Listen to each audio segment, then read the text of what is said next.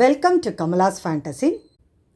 திருக்கார்த்திகை தீபம் மற்றும் பரணி தீபம் 2024 ஏற்ற வேண்டிய நாள் என்ன, எந்த நேரத்தில் ஏற்றணும், விளக்குகளின் எண்ணிக்கை எத்தனை, ஏற்ற வேண்டிய திசை என்ன, என்ன அந்த அன்னைக்கு ஸ்லோகம் சொல்லணும், என்ன நெய்வேத்தியம் வைக்கணும், இந்த மாதிரி விளக்குகளை ஏற்றனால நமக்கு என்ன பலன்கள், அதாவது திருக்கார்த்திகை தீபம் அன்னைக்கு எப்படி இந்த விளக்குகள்லாம் ஏற்றணும் அப்படின்ற விஷயமும், மற்றும் திருக்கார்த்திகை முன் ஏற்ற வேண்டிய பரணி தீப நாள் என்ன, தேதி என்ன, மற்ற விஷயங்கள் எல்லாமே ஒரே பதிவில் இருக்குங்க.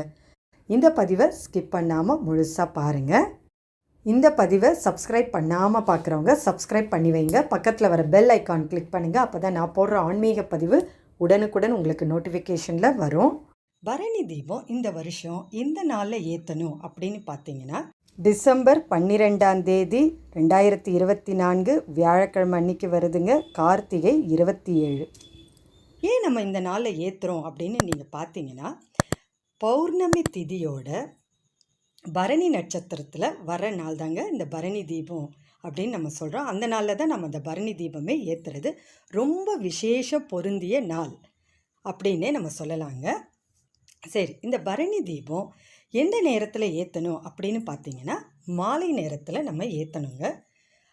மாலை நேரத்தில் ஏற்றுறது ரொம்ப சிறப்பு.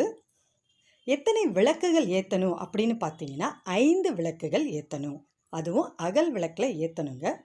அகல் விளக்கில் நம்ம நெய் விட்டுறலாமா இல்லைன்னா நல்லெண்ணெய் விடலாமா அப்படின்னு கேட்டிங்கன்னா, நம்ம எது வேணாலும் நெய்யும் விடலாம், நல்லெண்ணெயும் விடலாங்க. நெய் விட்டு நம்ம ஏற்றணுன்னா ரொம்ப சிறப்பு.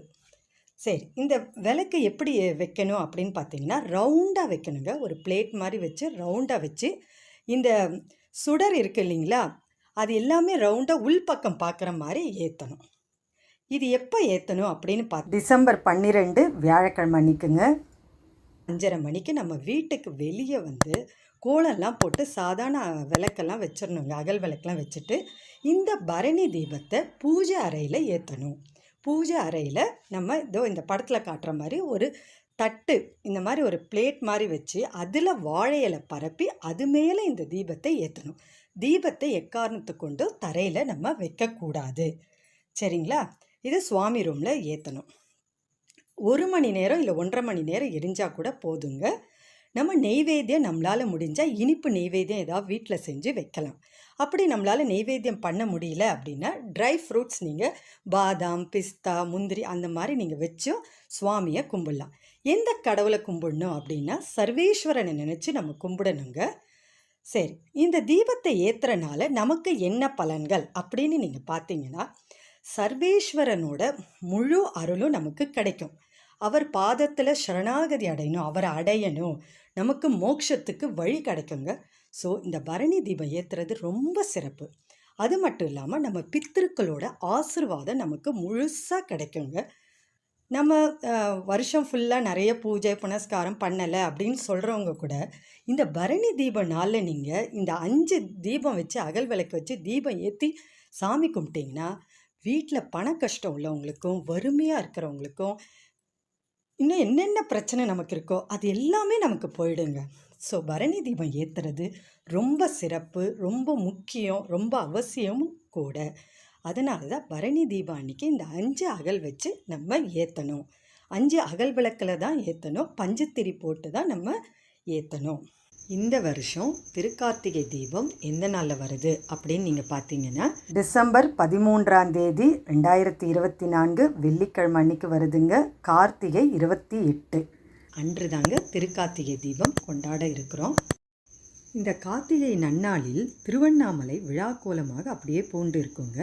அருணாச்சலேஸ்வருக்கு சிறப்பு பூஜைகள் செய்து மாலையில் மலை மேல் மகாதீபம் ஏற்றப்படும். அனைத்து சிவன் ஆலயங்கள் மற்றும் முருகன் ஆலயங்கள்லாம் நீங்கள் பார்த்தீங்கன்னா சிறப்பாக கார்த்திகை தீபம் கொண்டாடப்படும்.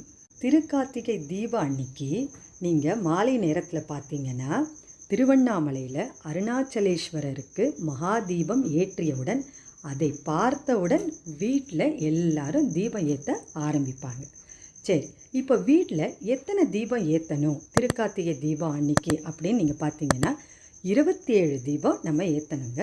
எந்த இதில் ஏற்றணும் அப்படின்னு பார்த்தீங்கன்னா, அகல் விளக்கில் ஏற்றினா மிகவும் சிறப்பு. அதுவும் நீங்கள் எண்ணெய் ஊற்றணும் அப்படின்னு நீங்கள் பார்த்தீங்கன்னா, நல்லெண்ணெய் ஊற்றலாம், இல்லைன்னா நெய் ஊற்றலாம். பஞ்சுத்திரி போடணும். கண்டிப்பாக அந்த அகல் ஃபுல்லாகவுமே மஞ்சள் குங்குமம் வச்சு நம்ம எண்ணெய் விட்டு திரி போட்டு விளக்கேற்றணுங்க. 27 தீபம் அன்று ஏற்றினா ரொம்பவும் சிறப்பு. சகல ஐஸ்வர்யமும் நமக்கு கிடைக்குங்க. இது மட்டும் இல்லாமல் எந்த தெய்வத்தோட படத்தை வச்சு நம்ம அன்று வணங்கணும் அப்படின்னு பார்த்தீங்கன்னா, சிவன் பார்வதி இருக்கிற மாதிரி உள்ள படம், அதுக்கப்புறம் முருகப்பெருமான் படம், அந்த மாதிரி படம் இருந்தால் நம்ம சுத்தப்படுத்தி சந்தன குங்குமம் இட்டு நம்ம பூக்களால் அலங்காரம் செஞ்சு வைக்கணுங்க. அந்த அன்னைக்கு நெய்வேத்தியம் பார்த்திங்கன்னா, பொரியால் செய்த இனிப்பு பதார்த்தங்கள், அவலால் செய்த இனிப்பு பதார்த்தங்கள் நம்ம செய்யலாங்க. பொரி உருண்டை, அவல் பாயாசம் அந்த மாதிரி வச்சு நம்ம இறைவனுக்கு படைக்கலாங்க. அந்த அன்னைக்கு தீபங்கள் எங்கெங்கே வைக்கணும் அப்படின்னு நீங்கள் பார்த்தீங்கன்னா, சுவாமி அறை, சமையலறை, தூங்கும் அறை, ஹாலில், கண்டிப்பாக வாசலில், வெளியே கோலமிட்டு இந்த மாதிரி நம்ம தீபங்கள் ஏற்றணுங்க. தீபம் பார்த்திங்கன்னா ஒற்றைப்படை எண்ணில் இருக்கணுங்க. இப்போ 29, 27 அந்த மாதிரி ஒற்றைப்படை எண்ணில் நம்ம வைக்கணுங்க. 27க்கு மேலே நீங்கள் எவ்வளோ வேணால் வச்சுக்கலாம், ஆனால் ஒற்றைப்படை எண்ணாக வைக்கணுங்க. அந்த அன்னைக்கு பார்த்திங்கன்னா என்ன ஸ்லோகம் சொல்லலாம் அப்படின்னு நீங்கள் பார்த்தீங்கன்னா, சிவன் பார்வதி ஸ்லோகம் உங்களுக்கு தெரிஞ்சால் நீங்கள் சொல்லலாங்க. முருகப்பெருமானுடைய ஸ்லோகம் அதுவும் நீங்கள் சொல்லலாங்க. இது ரெண்டுமே எனக்கு தெரியல அப்படின்னா, ஓம் அண்ணாமலையானே போற்றி அப்படின்ட்டு நீங்கள் 108 தடவை நீங்கள் சொல்லலாங்க. அப்படி 108 தடவை சொல்ல முடியலன்னா 9 தடவை, 21 தடவை, 58 தடவை, அந்த மாதிரி உங்களால் எவ்வளோ முடியுதோ இந்த ஸ்லோகத்தை நீங்கள் சொல்லலாங்க. இந்த ஸ்லோகத்தை சொல்கிறனால மிகுந்த சக்தி உண்டுங்க. இந்த மாதிரி தாங்க திருக்கார்த்திகை தீபம் அன்னைக்கு தீபமேற்றி நம்ம வழிபடணுங்க. சரி, இந்த மாதிரி தீபம் ஏற்றி வழிபடுவதால் நமக்கென்ன பலன்கள் அப்படின்னு நீங்கள் பார்த்தீங்கன்னா, தீபம் ஏற்ற நாளில் இருள் நீங்கி ஒளி நமக்கு வருங்க. நம்ம வீட்டில் கவலைகள், துன்பங்கள் எல்லாம் மறைந்து இன்பம் நமக்கு வந்து சேரும். அது மட்டும் இல்லாமல் செல்வ வளமும் அஷ்ட ஐஸ்வர்யமும் முக்தியும் நமக்கு கிடைக்குங்க. அந்த நாளில் கண்டிப்பாக எல்லார் வீட்லேயும் தீப ஒளி இருக்கணுங்க. கார்த்திகை மாதம் பார்த்தாலே மாதம் முழுக்கவே தீபம் ஏற்றி நம்ம வழிபட்டோம்னா சொல்கிறதுக்கே இல்லைங்க, அவ்வளவு நன்மைகள் நமக்கு கிடைக்கும். காலையிலையும் மாலையிலையும் நம்ம விளக்கேற்றி வழிபடுவதால் நிறைய நன்மைகள் நமக்கு உண்டுங்க. ஏன்னா கார்த்திகை மாதம் அவ்வளவு சிறப்பு வாய்ந்த மாதங்க. சிவனோட அருளும் முருகனோட அருளும் பரிபூர்ணமாக நமக்கு கிடைக்குங்க. இந்த பதிவு உங்களுக்கு ரொம்பவே பிடிச்சிருந்தால் லைக் பண்ணுங்கள், உங்கள் உற்றார் உறவினருக்கு ஷேர் பண்ணிவிடுங்க. அடுத்த ஒரு நல்ல பதிவோடு உங்களை சந்திக்க வரேன்.